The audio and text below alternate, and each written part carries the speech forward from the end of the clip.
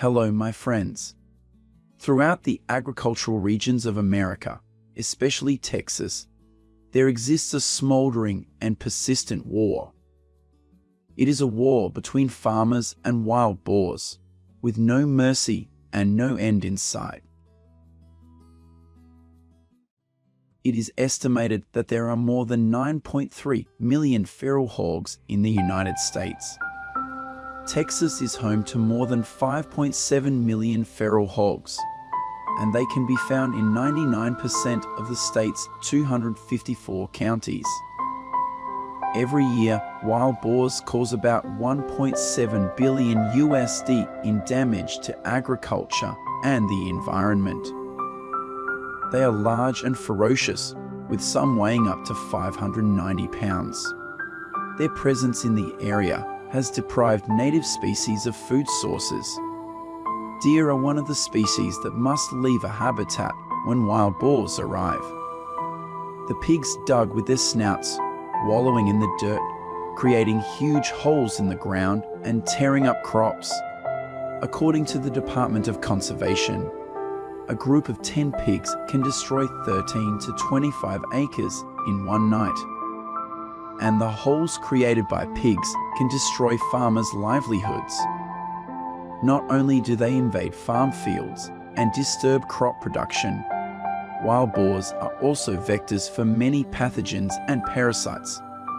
They defecate in the fields, leaving behind fecal coliforms that can be infectious and pose serious health risks to humans and livestock.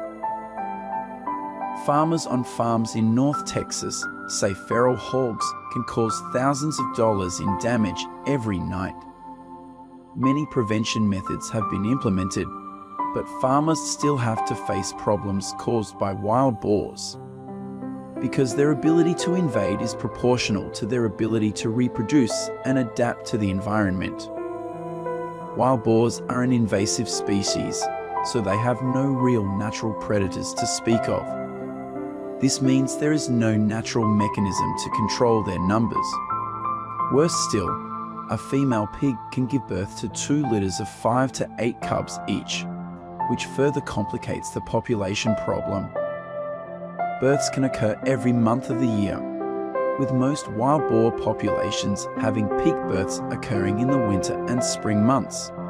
In areas where forage is abundant, such as croplands or where provision of supplemental food for wildlife is common, reproductive rates may be higher than average. Their ability to adapt to the environment is extremely good. During dry years, wild boars expand their home range in search of food and water. In years with above-average rainfall, wild boars grow larger and have higher survival rates of their young. Roots, vegetables, worms, and insects. They eat everything they can fit in their mouths. When conditions permit, wild boars will choose agricultural crops, often accounting for more than 50% of the plant diet and causing significant damage to agricultural fields. Wild boars even eat veal, sheep, and deer when given the opportunity. Known for its gluttony, an adult wild boar will consume approximately 3% of its body weight per day and consume it within 4 to 6 hours. Pigs' rapid digestion shows their tremendous appetite. That's why wild boars can turn your farm into ruin. These farmers are building fences around their farm areas. They will prioritize materials and designs that not only protect stray animals, but also deter invasive species. As you can see, wild boars are strong enough to overturn many types of fences and rush into farms even during the day. Therefore, farmers need to build a solid protection system. Excluding feral pigs with fencing is a safe option for small-scale farms, although it can be expensive. However, if implemented on a larger scale, it will not be very effective. In addition to fences, traps are a common and effective method of eliminating feral pigs. A wired gate system is used to allow wild boar entry, but prevent them from escaping the trap. The large trap is made of sturdy metal. Farmers will spread corn as bait to attract them. The goal is to get the whole herd of pigs at once. At night, wild boar's eyesight is quite poor, and everything will be easier. You can see a lot of wild boars caught in traps. After being captured, the next morning, farmers will come and shoot the wild boars and let them decompose on their own or collect them on the truck to be processed. Traps help them save time and still be able to take down a series of invaders like this. Texas documents show the effort has cost about $3 million of the budget each year. As rice and soybean fields begin to mature, they will become a favorite target for wild boars. Wild boars are not often active during the day, and a farmer works all day. But farmers will have to protect their land. He would have to go out at night and do something. Hour-long stalking sessions like this take place to protect their fields. The more often hunting will take place, the more likely the area in the vicinity of the farm will limit the presence of wild boars. At the same time, it inhibits their rapid reproduction rate. After setting the time, this machine will shoot corn out to attract nearby pigs. At this time, hunters can easily aim and kill them from faraway corners. Along the fields of Texas, you will see this image appear often. You may find this pursuit quite brutal. However, it is the final result of devastation that causes heavy damage to the economy and people's lives. These shots were fired in the hope of reducing the number of wild boars in the area. Hunting pressure will cause wild boars to relocate from their habitats, or at least limit their movements. Hunting with guns is the most popular method, but it is not very effective. Broken Arrow Ranch in Texas works with trappers to capture and deliver feral hogs to slaughterhouses for meat processing and packaging. They sell 1,500 to 1,700 wild boars every year. They prefer to buy medium-sized pigs, weighing between 80 and 180 pounds. Because the larger the wild boar gets, the more hormones it secretes, making the meat smell unpleasant. All pigs entering the food system are subject to federally mandated inspection under FSIS, whether they are farm-raised or wild-caught. There are currently 15 federally inspected facilities that specialize in feral hog slaughter scattered across the United States. Some Texas chefs, farmers, and meat suppliers have introduced wild boar into the food chain. They are turning this invasive animal into a sustainable source of protein for humans. At a restaurant in Austin, Texas, wild boar is a prominent dish on the menu. However, eating wild boar meat can pose many health risks, so it is not popular. This may be a negative sign for the wild boar meat production industry, but it is not necessarily a bad result. Because when the demand for wild boar meat increases, the invasion of this species will explode strongly. At this time, Texas farmers' battle with wild boars will become increasingly difficult. Hello, my friends. Invasive animals have always been a problem for the government and farmers in the United States. In addition to common invasive species such as wild boar, white-tailed deer, and coyotes, agriculture and the natural landscape in the United States is also affected by a multitude of other invasive species such as swamp rats, Canadian geese, beaver, raccoons, wild turkeys, and wild horse. To limit the negative effects of invasive species, The US government often encourages affected people to use measures such as habitat destruction, trapping, or hunting these invasive species to the extent permitted.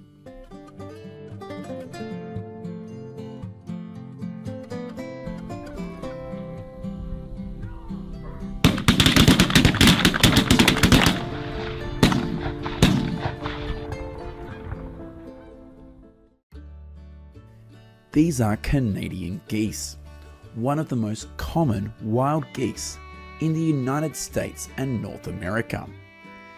It is estimated that there are at least 7.3 million Canadian geese living in the United States today, and they are wild animals that cause quite a bit of trouble for farmers and the US government.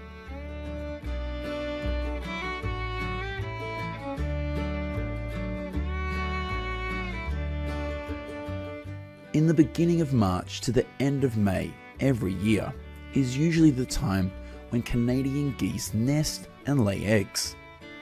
Their nests are often made right next to water bodies such as lakes or swamps. On average, each female Canadian goose usually lays about 5 eggs, and the eggs will then be incubated for about 25 to 32 days, depending on weather conditions. For Canadian geese, incubation will be done by both male and females. Immediately after hatching, these geese are able to forage on their own, and their diet is similar to that of adult geese.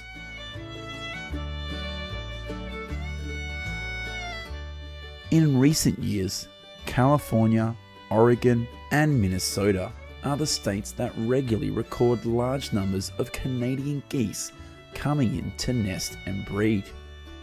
The stems and shoots of the grass are the favourite food of Canadian geese.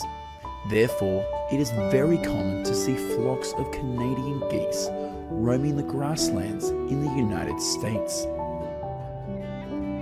The fact that dozens or even hundreds of Canadian geese feed on the grasslands is also one of the problems that concerns many people, because they leave while feeding is quite dirty. Young Canadian geese will live with their parents for about a year before becoming independent, and they will need about 3 months to learn to fly and be ready to migrate with the flock. In the wild, baby geese are the preferred prey of carnivores such as foxes, coyotes, and crows.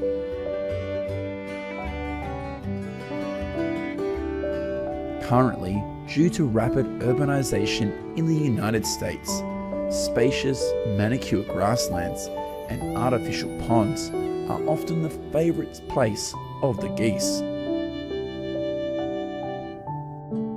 The fact that dozens or even hundreds of geese live right next to human habitation has caused many problems, and this is why they are considered one of the invasive species of the United States. Geese are prolific and indiscriminate poopers. These geese will poop once every 20 minutes, and on an average day, each adult goose will poop up to 1.5 pounds of poop. Having a flock of a few dozen Canadian geese living in a park would cause much of the park's grasslands to be destroyed. In addition, their droppings will make lakes and grasslands quite polluted.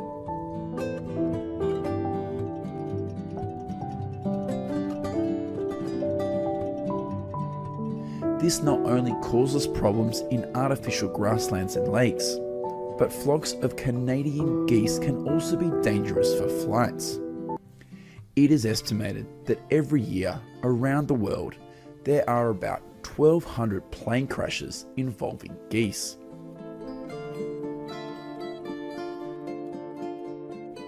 At several golf courses in the United States, workers employ drones to scare away the geese before the matches are played.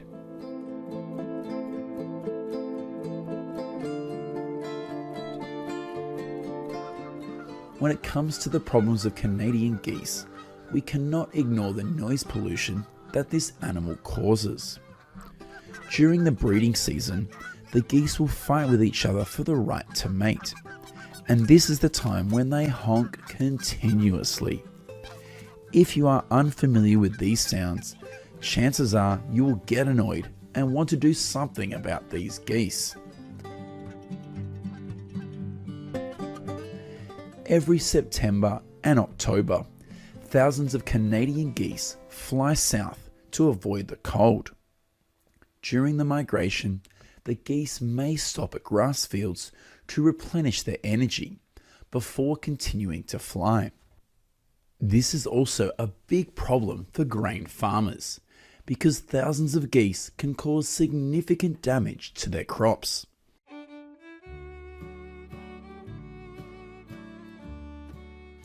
Currently, there are many solutions to deal with Canadian geese in the United States. In particular, they allow hunters to kill geese as a solution that has received a lot of agreement from people who are not sympathetic to this animal.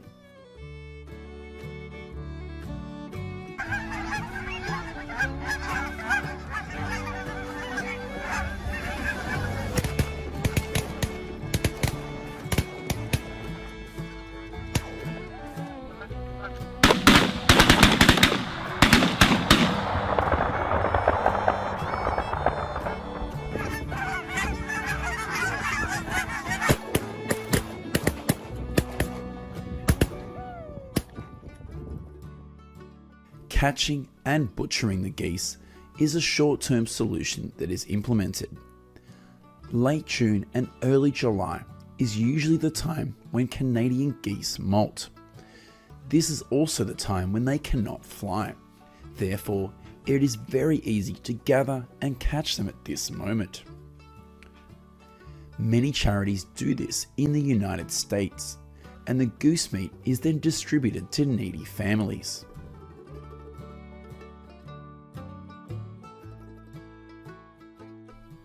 Next, we will go to the US state of Louisiana to see how dealing with thousands of swamp rats works. The swamp rat, also known as the nutria, is a large 20-pound rodent that lives in the coastal marshes of Louisiana and is now a widespread throughout the southern United States. Swamp rats are considered an invasive species because they often eat the roots of plants in the swamp, to the point where they don't have a chance to regrow. They can feed on large swaths of marsh overnight, leaving empty water in their path. According to the United States Wildlife Service, an adult swamp rat can give birth to 40 to 60 young per year. This makes the population of this animal always a threat to the ecology of the wetlands.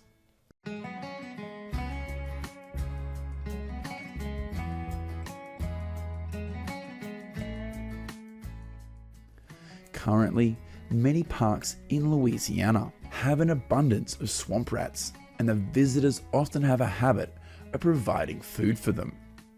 However, as recommended by animal experts, the act of providing food for swamp rats can cause their numbers to increase rapidly, and this will harm the landscape of the park.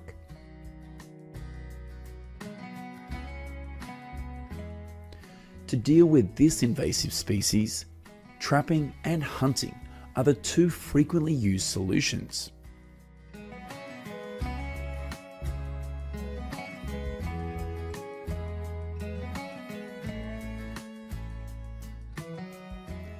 To encourage people to exterminate swamp rats, the Louisiana government agreed to a $6 reward for each swamp rat killed.